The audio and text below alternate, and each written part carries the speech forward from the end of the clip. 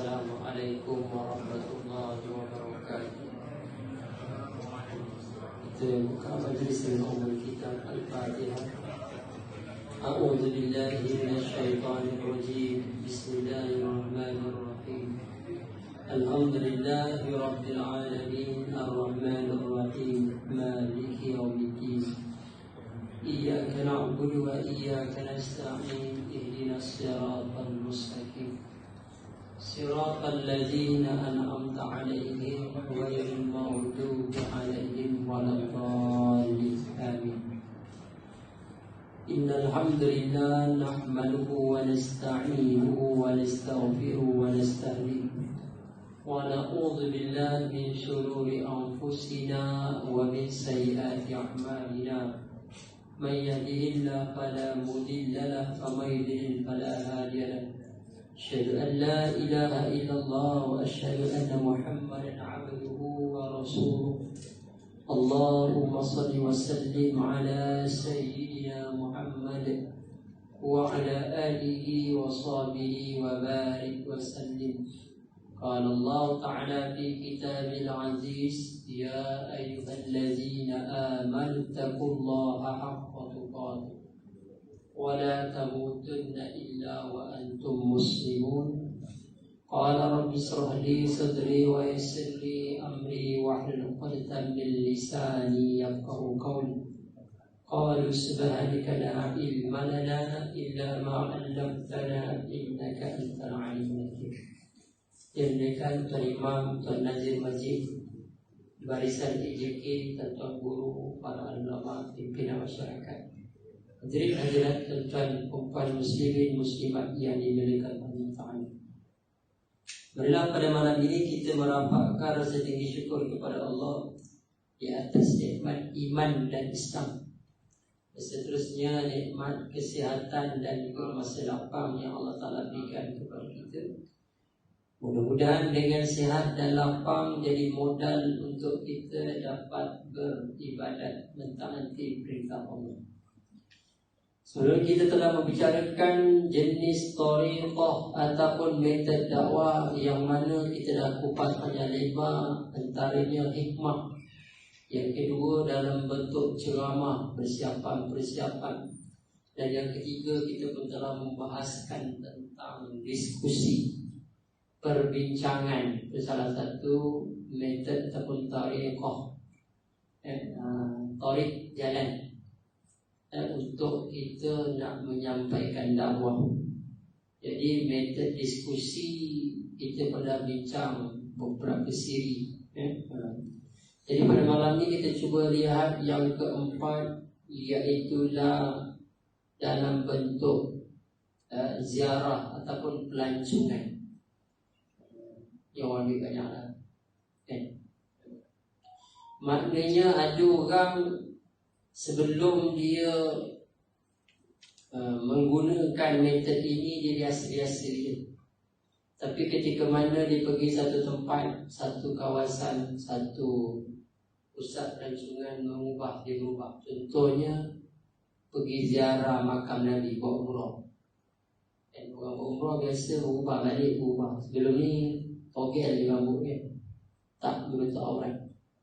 Balik haji bertukar, maksudnya dia mungkin menginsafi. Ini maksudnya daripada siri lawatan dia ziarah ke makam Nabi, ke Mekah, buat umrah, buat haji dan sebagainya. Ada orang pun berubah apabila dia berjalan. Allah Ta'ala menyebut, Kul siru fil ardi fanzuru kaifa kana akibatul mukaththibin. Katakanlah wahai Muhammad, sir, berjalanlah kamu, melanconglah kamu, pergilah di mana-mana tempat, fil ard, di muka bumi ini, dan lihatlah kesan-kesan peninggalan orang yang mendurhakai Allah. Akibatul mukadzibin, mereka yang diazab oleh Allah. Tempat-tempat yang mengisahkan contohan. Jadi pengarang ini meletakkan metode dakwah ini membawa para mad'u ke tempat-tempat yang ada nilai-nilai sejarah Islam, tamadun Islam. Mungkin pergi ke Spain, Spanyol, Alhambra, pergi ke tempat-tempat. Kalau kita pergi ke Terengganu, ada namanya Taman Tamadun Islam. Kalau kita pergi tengok tu ada monumen-monumen kan, kecil-kecil tu. Saya bawa anak saya kata, semua mesti kita kena pergi tempat ini, mesti kita ziarah yang asli, yang asal. Tempat ini. Maksudnya kita tanamkan kepada anak kita supaya ziarah tempat-tempat itu, barulah dia berjiwa besar. Barulah dia nampak apakah dia punya matlamat berbanding cabaran. Contoh, maknanya kita bawa mad'u kita ke tempat-tempat nilai sejarah, ada nilai sejarah ataupun tempat-tempat dakwah, agar mereka dapat menghayati tujuan dakwah dan bersungguh, ada semangat untuk mengamalkan dan menyebarkan ajaran Islam kepada orang lain. Tengok satu masa Melaka contohkan, pusat dakwah satu masa dulu. Sekarang tinggal kenangan. Sebab apa? Sultan pun tidak ada contohan. Dulu Allah Ta'ala bagi kekuasaan, kampung dia pun dekat Langkawi. Itu Melaka kan, kampung Melaka. Jajahan Melaka ni besar tu sampai ke selatan Thai. Tapi sampai satu masa hilang. Hanyalah sekecil Melaka yang ada sekarang. Tak boleh kita nak menyombong. Jadi dengan kita menziarahi tempat-tempat sejarah ini, menyebabkan kita dapat menghayati dakwah tadi. Bagaimana mereka berdakwah pada masa dulu? Mana ada kereta, mana ada kapal terbang, semua menggunakan jalan kaki ataupun kenderaan, menggunakan binatang, kuda, baron dan sebagainya lah.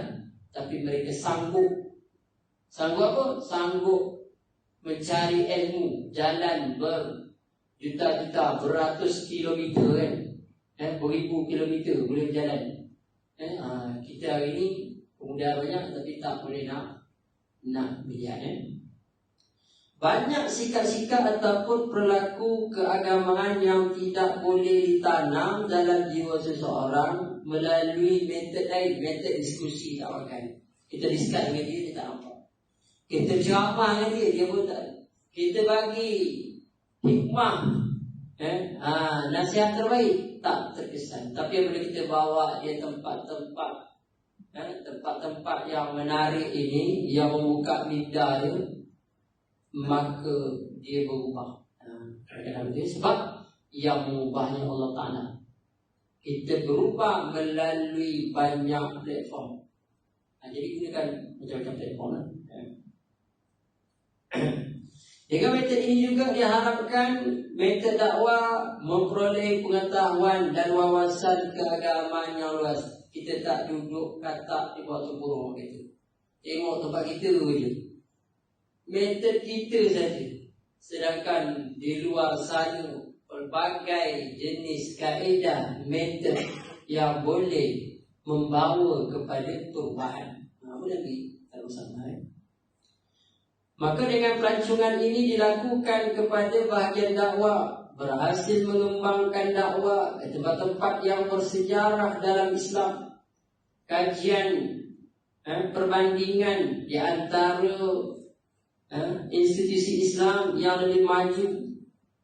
Baru ni saya tengok seorang profesor daripada UKM, pengurusi pusat pengajian dakwah dan kepimpinan, dapat duduk di bahagian dakwah di Jepun. Duduk di Jepun 3 bulan ke 2 bulan. Mana buat perbandingan macam mana Jepun menyebarkan dakwah, pusat dakwah dekat sana. Buat perbandingan. Ini salah satu. Kita buat perbandingan. Surau kita, masjid kita dengan masjid berada di Singapura tak sama. Tapi tahun 2018 pergi buat lawatan sebagai AJK semua Masjid Bandar Baru Salat Tinggi, pergi ke Singapura satu bas untuk nak tengok macam mana masjid di Singapura. Mereka ni menyampaikan, menguruskan masjid-masjid mereka. Masjid mereka terbatas, desain masjid pun tak sama macam itu kan. Rumah macam bertingkat-tingkat sampai 4-5 tingkat kan.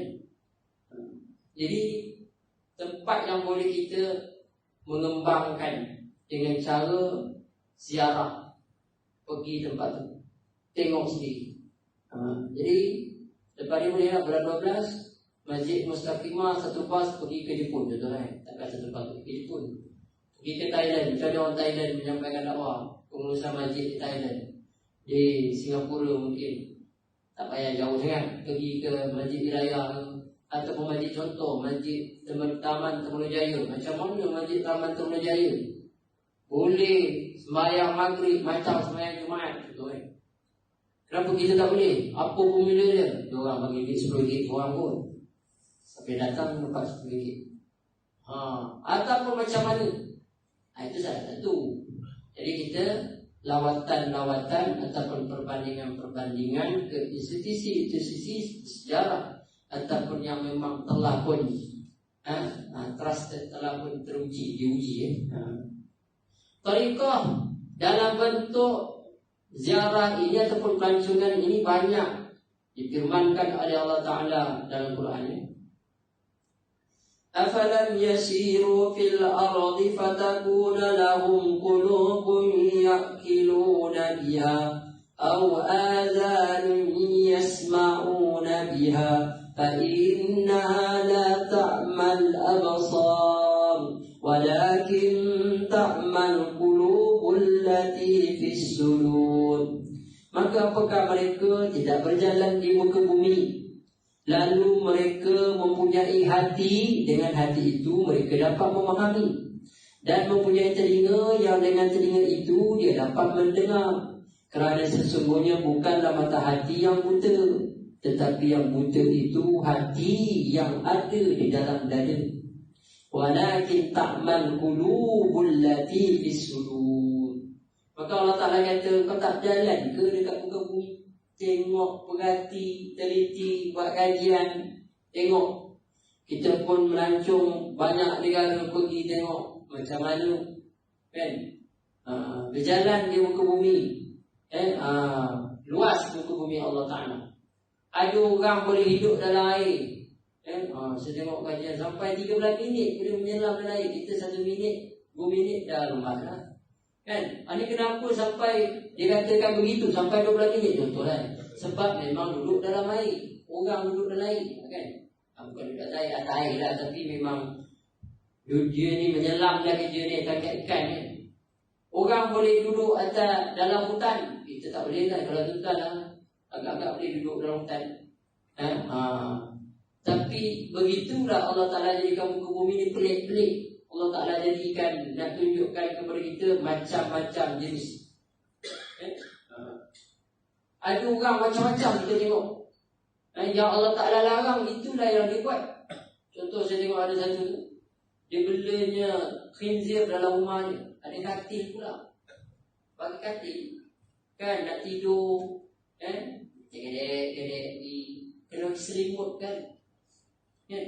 Jadi kita boleh nampak dalam kehidupan kita macam-macam PN, perbuatan, tindakan, tingkah laku orang dalam dunia. Jadi kita warna-warni kehidupan tadi nampak.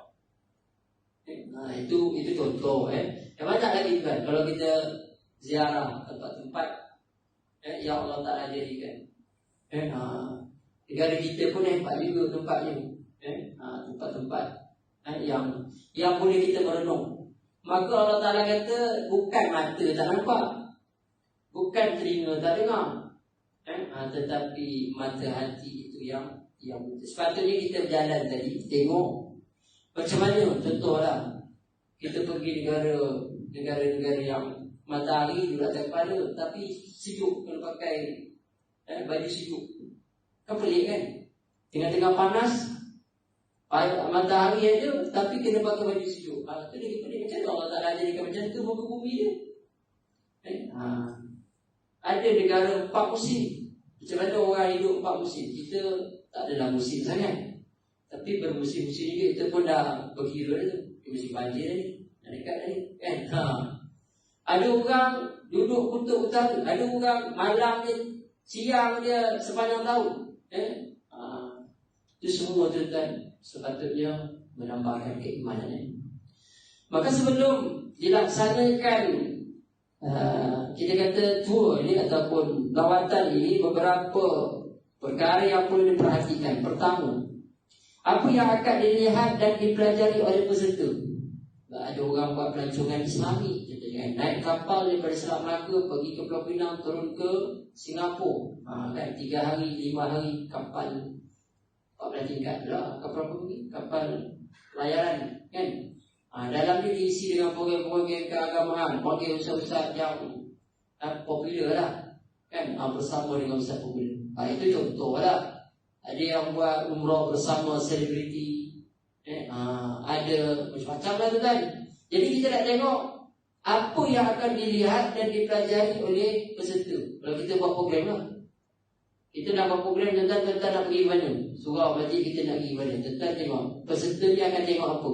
Oh, dia nampak anak bulan, dia nampak keindahan sunset sunrise, bagi jalan kan. Dia nampak macam lah. Itu yang kedua, kelengkapan alat-alat yang harus dipersiapkan. Apa benda? Maknanya perlu lihat apa persiapan, baju sejuk ke, apa ni, guna teropong ke, apa ke, itu kena ada semua alat-alat. Baju mandi ke. Contoh tuan-tuan nak bawa AJK Masjid ke Pulau Redang, tengok kehidupan laut, snorkeling gitu kan. Jadi persiapan apa? Persiapan mestilah baju mandi, yang patut untuk apa? Handphone boleh masuk air, penutup dia tu kena persiapan letak lah kan. Dari segi makan, kek semua dia ambil kira. Siapa yang turut serta? Nazir masjid, Pak Imam, semua kecuali imam yang bertugas dia tak pergi. Semua pergi, tak ada Pak Imam pula. AJK tertentu. Tentukan berapa hari kan. Kita pergi 3 hari 2 malam sekejap. Tapi kan terlalu jauh, kena lama sikit kan. Siapa, berapakah kosnya? Kosnya berapa? Panggillah datuk-datuk yang ada kat sini, Tan Sri ke, yang sponsor. Apalah sangat, RM1,000 seorang, dapat 4 orang, jadilah RM20,000 sponsor kan. Alat transportasi yang harus dipersiapkan. Apa benda? Persiapan yang harus disiapkan. Contohnya mungkin kena ada takaful dia. Ini antara lah sebelum pergi tu kita dah letak target. Setakat ni Masjid Mustaqimah ada buat lawatan? Tak ada lagi lepas ni try. Kalau tak nak pergi jauh, kalau kami dulu pergi Singapura, Masjid Badan Salat tadi pergi Singapura, jadi pasport kena prepare pula, pasport betul, immigration. Lepas tu nak pergi sampai situ tengah hari pun selesai. Tidur kat sana, bukan tidur, malam kita gerak pukul 12 sampai ke JB ala-ala pukul 5 pagi lah. Tidur apa je lah kan. Lepas tu pagi tu persiapan, terus nak pergi ke Separuh. Punya dah lama jet tambak besar kan. Punya dah lama nak masuk pub, beratur panjang sampai 3 hari tersangkut situ je. Tapi dah prepare lah kan. Jadi setting berapa masjid kita nak pergi, semua tu dah ambil kira kan.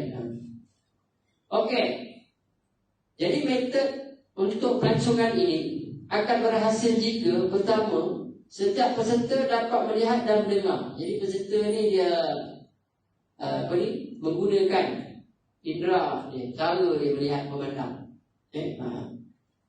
Waktu untuk bertanya, soal jawab disediakan. Adalah bagi kita kata tadi, nak bandingkan, nak belajar, nak melihat. Itu kalau kita kata kita nak membuat satu penanda aras. Kalau kita pergi luar negara, pergi New Zealand ke kan, tengok macam mana beri tempat-tempat yang Allah Ta'ala jadikan cantik-cantik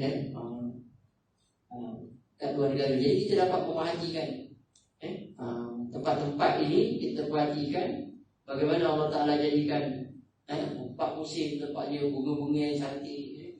Kalau pergi Melbourne, kawasan Australia ke bawah, Melbourne, Kidil Island sebagainya, macam mana penguin boleh turun daripada kutub selatan naik ke situ, beribu-ribu, lepas tu turun balik. Semua tu kita nampak kebesaran kat bunga Allah. Maksudnya apa yang peserta nampak lah. Waktu untuk bertanya disediakan, peserta aktif, maknanya ikutlah. Ni pergi melancong, dah tak larat dah. Kan, duduk dekat hotel je. Dan orang penuh dengan aktiviti kita, tak apalah. Biasanya, kalau kita pergi bawa mak ayah kita tak apalah. Kita je lah yang beraktiviti sebab mereka dah tak larat. Sebab tu orang kata masa muda dalam jalan, masa dah veteran ni, tak apalah, kau pergi je lah. Macam tu lah kadang-kadang Tidak timbul kejadian-kejadian kurang baik, ini perlu banyak doa lah. Dalam perjalanan memang kita kata tak terduga apa-apa yang berlaku. Saya pergi umrah 2019, grup saya. Separuh dapat balik, separuh tak dapat balik. Pelik juga kan. Itulah Allah Ta'ala uji. Kebetulan yang saya ni dapat balik flight. Yang satu lagi sebahagian daripada guru saya ni flight dah balik dulu, tertinggal flight. Kan kita tak tahulah macam mana ni, di luar jangka. Jadi 2-3 hari dia sangkut dekat lapangan terbang. Bayangkan betul. Itu contoh diuji oleh Allah Ta'ala begitu. Kalau kita tu tak tahulah, nak kerja dah setting dah kerja kan, tapi itulah kita di luar jangka yang berlaku. Ada orang pergi melancong, saya tengok ditimpa ujian macam-macam betul. Jadi semua tu kita kata bergembira tu berpada-pada. Kita tak tahu apa di sebalik. Kadang-kadang kita yelah, berjalan ni ada ego je kan, ada bangga sendiri. Tapi orang pula tengok musuh tradisi kita dalam media sosial. Bila dah dini ini ainun namah ni, mata yang jahat nampak. Awal-awal kita dah cerita kan. Jadi kalau kita nak cerita, sepatutnya dah balik dia baru cerita lah. Kalau dalam perjalanan cerita ni, payahlah. Ada orang suka seronok kita tu. Dalam kita dapat satu nikmat, sebab tu sebahagiannya nikmat tu jangan cerita semua. Memang Allah Ta'ala kata nikmat mana yang kau dustakan. Betul lah. Tapi maksudnya bukan semua nikmat yang kita dapat kita boleh cerita dekat orang. Bukan semua orang suka. Lagi-lagi kenal kita ni dulu punya latar bagus tak baik, tiba-tiba bertukar 360 darjah kan. Memang orang tu masa bila dalam mamak ni. Itu yang nikmat sekejap aja lingkup Sebab apa? Adanya mata yang jahat, mata yang dengki. Orang dengki yang kita itu dah masuk doa. Dia hati je cakap mulut tak ada. Bila hati je action sangat je. Kan orang tengok macam tu je. Itu dah doa kepada tindakan itu. Maknanya hati yang jahat ni bagi mata yang jahat ni. Jadi kadang-kadang macam tu dah kejadian ni. Dan peserta tidak merasa lelah, letih dan sebagainya, tumbuh keinginan untuk meniru ataupun melaksanakan. Jadi kalau kita dah tengok, sebab tu saya tengok ada tempat-tempat dalam negara kita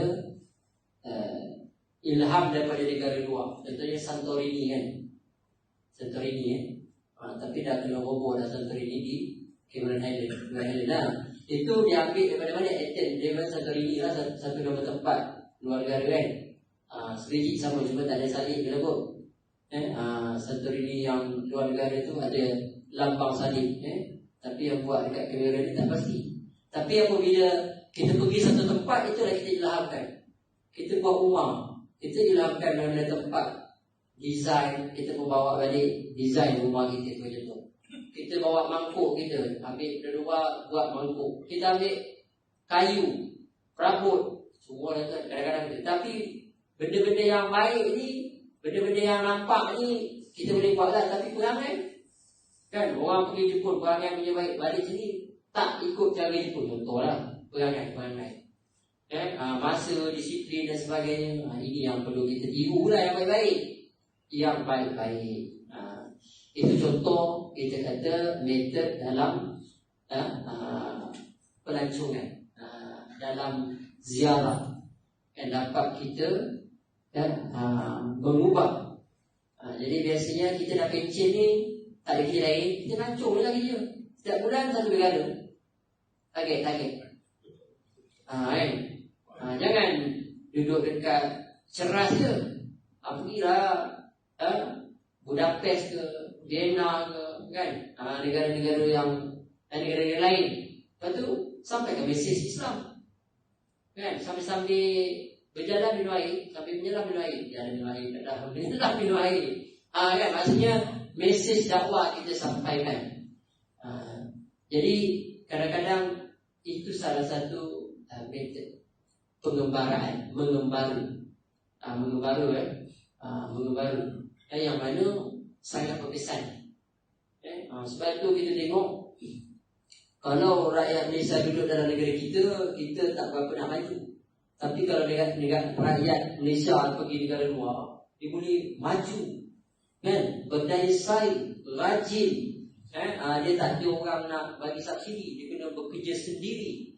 Jadi kaya-kaya, kan? Luar negara. Tapi duduk dalam negara kita semua pakai iri hati, dengki, macam-macam. Baru nak naik tu kena bijak lah. Betul dah senario buat dia.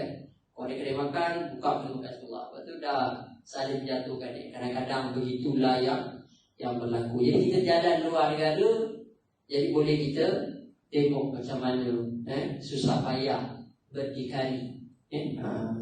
Jadi metod ataupun kita kata ziarah ini, melancong ini salah satu metod yang boleh diketenangkan. Dan juga masjid boleh ambil peluang buat package ziarah. Contohnya pergi ke mana, kan? Satu hari balik pergi ke, payah sangat pergi muzium kesenian Islam, kan?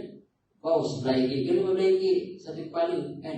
Sekolah punanya bawalah anak-anak muda di sponsor RM15 satu kepala, mudah sangat. Pergi satu pas 40 orang, bawa berapa? Jadi dari situ dia nampak sejarah-sejarah. Betul, bagi tahu peserta, kau kena dalam masa 10 tahun mesti pergi 3 negara. Target negara mana nak pergi, kan? Itu contoh lah. Okay, kan? Itu tentang metod pelancongan lah. Jangan ada orang kata apa lah, kan lebih baik. Ada juga geng kata geng lebih baik. Setiap hari melancong, setiap sebulan sekali melancong, setahun sekali berdiam lah. Mungkin itulah cara dia nak merenung kebesaran Allah Ta'ala, nampak kebesaran keagungan Allah. Seterusnya, yang kelima, metod yang kelima, tarik dakwah ini, ialah tekanan sosial. Tekanan social pressure daripada sosial. Cuma tak sosial, tekanan hidup ini menyebabkan dakwah dapat berkembang. Boleh kan? Itulah sunnah Allah Ta'ala jadikan. Apabila ada tekanan, kita dapat berkembang. Apabila berlaku pemberontakan di Canton, di China, 700-800, mereka melarikan diri pergi ke Kemboja, membentuk kerajaan Islam Kemboja sekitar 1000 Masehi. Kita Melaka dikatakan 1400 sampai. Tapi masyarakat Islam di Kemboja lebih awal. 1200 di Aceh. Aceh jatuh 1400, pergi ke Melaka. Melaka membentuk kerajaan Islam Asia Tenggara. Tapi sebelum itu batu bersurat Terengganu kita jumpai 1300. Maknanya Terengganu lebih awal, kan? Itu kita katalah. Maknanya tekanan-tekanan tadi, pemberontakan. Contoh hari ini berlaku ethnic cleansing, pembunuhan etnik, berpindah. Orang-orang berada di Yaman, di Syria, berhijrah ke Jerman, ke negara-negara barat. Mereka berhijrah bukan sekadar hijrah kosong, membawa Islam. Maknanya Islam berkembang di barat. Gereja-gereja ditukar menjadi masjid. Sebab tu semua orang pakat masuk Islam, disebabkan tekanan kehidupan. Tekanan itu menyebabkan Islam berkembang satu tempat. Kemewahan menyebabkan Islam hanyut. Itu yang berlaku dalam sirah sejarah. Belaka kenapa jatuh, kekayaan melimpah ruah, dan itulah biasa. Kesusahan menyebabkan Islam berkembang. Ini social pressure, tekanan sosial. Apabila susah, kita akan bersatu. Apabila kita dah kaya-kaya, aku nak hak aku. Minta hak dia Jadi payah. Jadi pasang surut kehidupan. Tuan-tuan ingat tak kenapa adik-beradik Nabi Yusuf boleh jumpa Nabi Yusuf tadi? Sebab tekanan sosial. Kenapa tekanan sosial? Pada masa itu musim kebuluran, makanan tak ada. Kan Nabi Yusuf mimpi Bukan Nabi Yusuf mimpi, raja mimpi 7 ekor yang gemuk 7 tangkai yang banyak dahan lepas tu 7 tangkai yang kering, lepas tu 7 yang gemuk makan yang kurus sebagainya Ditafsirkan 7 tahun akan datang penuh dengan hasil mahsul bumi yang banyak melimpah ruah. Tapi 7 tahun berikutnya kering kontang muka bumi. Maka rupanya apabila kering kontang muka bumi itu, adik-beradik Nabi Yusuf pun terkesan. Dia pun cari bantuan sampai ke Mesir kan? Sampai cari bantuan, akhirnya terpaksa minta dengan Prime Minister pada masa itu Nabi Yusuf. Jadi menyatulah keluarga itu ada tekanan pressure kadang-kadang menyebabkan ada kebaikan. Sebab itu kesusahan, ujian, jangan dia anggap benda itu satu yang mematikan kita. Dia tak ada harapan dalam kehidupan kita. Tetapi rupanya patut Allah Ta'ala kata, boleh jadi kamu tak suka, tapi baik kamu. Kan banjir yang datang, pertukaran pemimpin, silih berganti, kehidupan, maka semuanya tekanan-tekanan ini betul down. Contoh, apabila tsunami 2004, sekarang 2014, 2024, 20 tahun lepas, sebelum berlaku tsunami itu, Aceh nak dapat autonomi tak dapat. Autonomi ini kuasa penuh orang untuk dia menguruskan hasil negara dia di segi semua, cukai sebagainya. Selepas berlaku gempa bumi pula dah tsunami, maka boleh pula mereka mendapat autonomi. Contohnya boleh melaksanakan undang-undang yang mereka nak kan. Jadi tekanan-tekanan kehidupan menyebabkan berjaya. Contoh, apabila mereka yang susah duduk di pedalaman untuk orasi, tekanan-tekanan ini menyebabkan mereka bangkit dari kesusahan, mereka belajar, mereka menuntut ilmu, maka berjaya, berubah. Tapi sampai satu masa semua dah senang lena, malas belajar. Kan? Mak bapak, kau nak belajar kereta pun bagi, masih tak nak belajar, hanya sekadar apa? Sebab mak dah suruh, hidup dah senang lena, malas belajar. Ini yang berlaku pada anak-anak kita.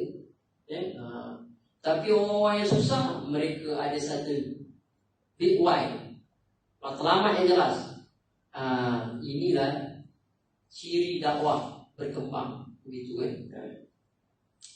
Ahmad Suryadi menyebut ada juga metod yang efektif untuk mengubah perilaku sosial, iaitu social pressure, tekanan sosial.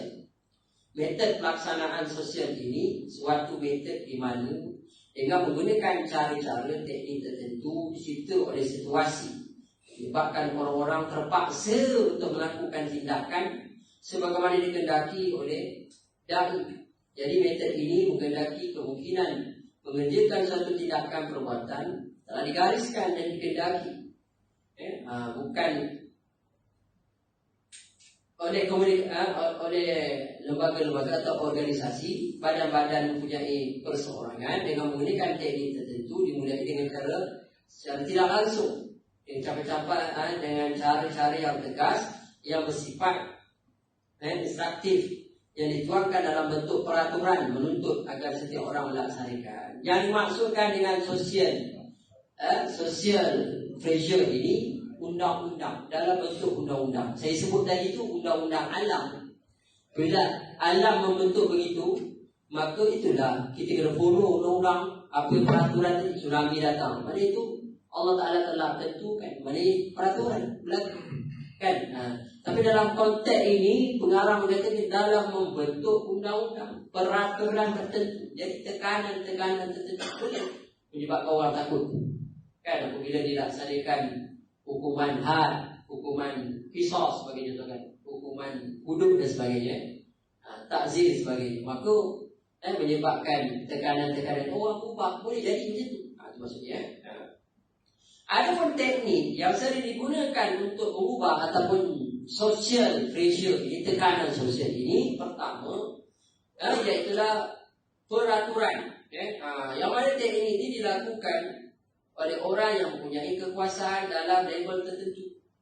Bos di tempat kerja, dia buat peraturan untuk LPPT akan datang, solat jemaah masuk markah 2% gitu kan.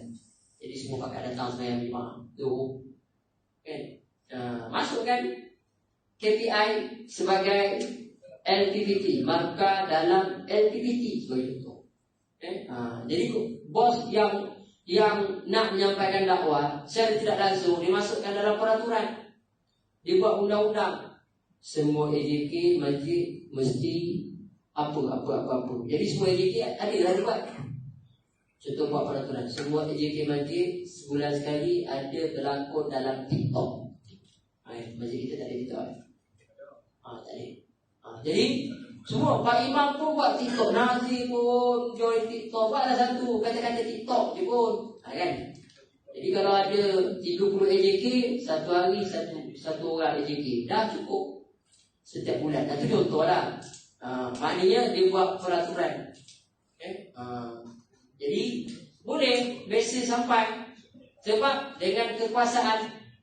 Sebab tu kekuasaan, peraturan sangat penting. Orang berkuasa, tapi kita berkuasa kadang-kadang ambil kesempatan kan. Ustaz nak cak haji tak? Ustaz boleh secak saya. Dia fikir sekali kan, ambil kesempatan. Kadang-kadang itulah yang berlaku. Sebenarnya jawatan tadi tujuannya untuk mengembangkan dakwah, untuk kita buat yang terbaik lah kan. Yang kedua, dengan membuat pertandingan, perlombaan pun tekanan juga. Buat pertandingan, pertandingan tertentu. Contohnya bendera menghias rumah, tema kemerdekaan gitu kan. JK Surau buat satu tema, pertandingan menghias rumah bertemakan bulan kemerdekaan. Jadi daftar dulu lah siapa nak join. Jadi kita ni memang malas lah menghias rumah ni, tapi sebabkan hadiah dapat azia sebiji, jadi pakat nak hias juga rumah kan. Sebab terpaksa semua orang pakai cantik rumah sebelah sini, lepas tu dapat pula azia katanya, hadiah utama azia kan. Yang lain tu mungkin hadiah tertentu. Jadi tekanan ini menyebabkan kita tak pernah buat ni terpaksa buat. Contoh pertandingan lah, tadarus Quran, tadarus ni orang yang sama. Tahun lepas orang tu, tahun sebelum orang tu, tahun sebelum orang tu. Kita nak tarik semua datang nak tadarus ni. Kita pun siapa terlibat tadarus, hadiahnya adalah sepasang baju Melayu, sepasang siap dengan bernilai RM2 contoh Selasa sepakat datang semua. Tekanan dalam bentuk kita kata dia buat perlombaan ataupun pertandingan. Maka semua orang pakai nak ikut. Siapa dapat emas Olimpik, kita bagi 1 kilo emas contoh kan. Pakai nak buat dapat emas Olimpik ni, macam cara dia buat. Apa cara lah, kalau boleh nak dapat juga 1 kilo kot. Contoh lah banyak ayat saya lain tapi sebabkan tekanan, manusia boleh berubah. Tekanan hidup dia boleh berubah. Dengan tekanan dalam aspek ini pertandingan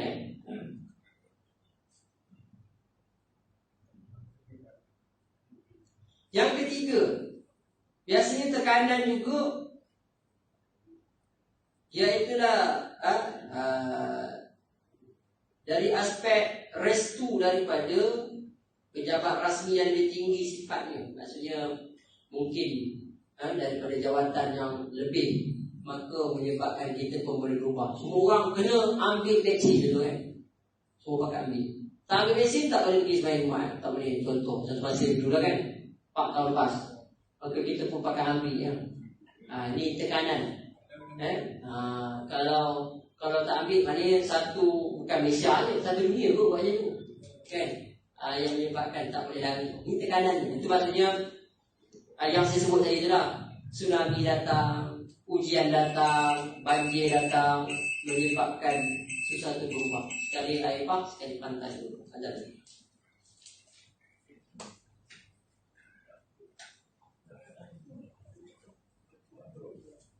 Bismillah. Allahu Akbar, Allahu Akbar.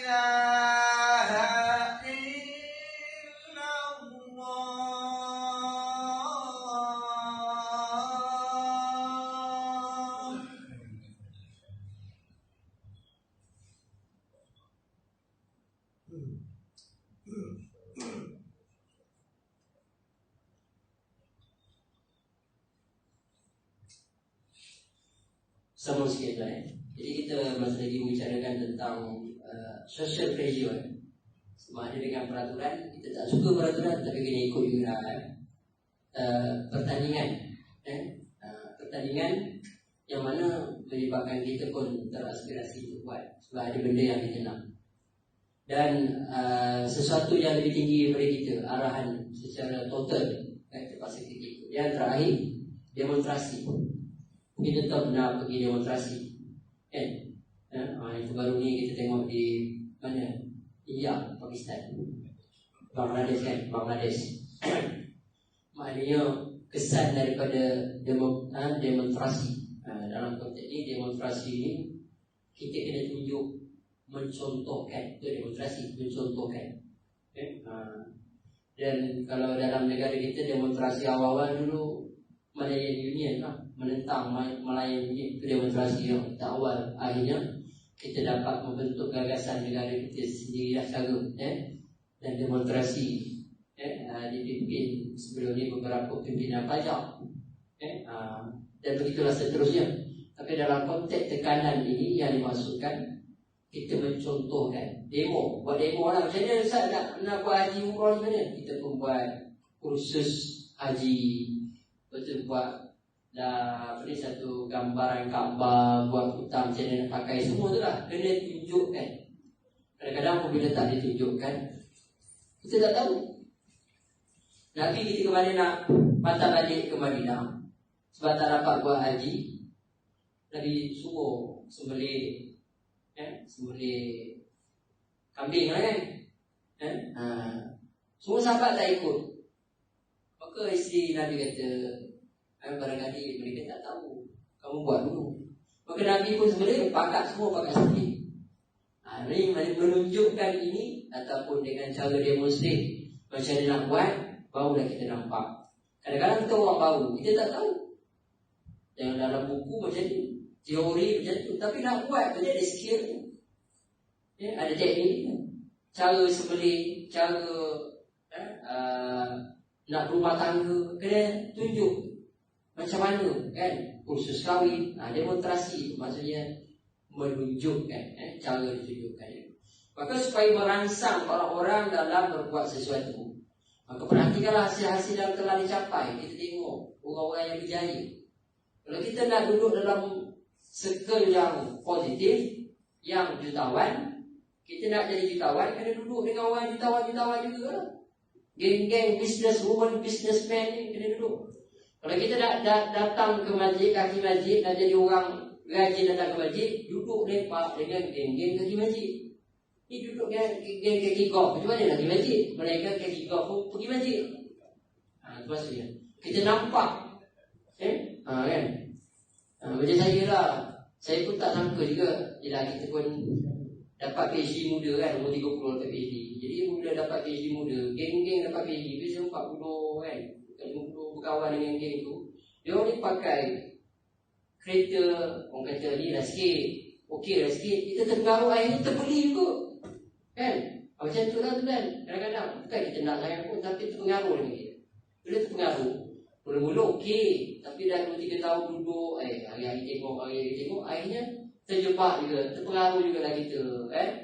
Cara-cara geng-geng ni macam mana, cara fikir dia, cara pergerakan dia, cara perjalanan dia sebab tu mencontoh ini bergantung sejauh mana kita bergaul.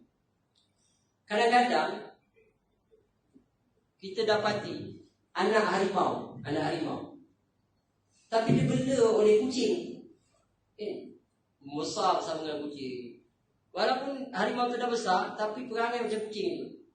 Kan? Tak payah je lah. Kita tengoklah macam ni.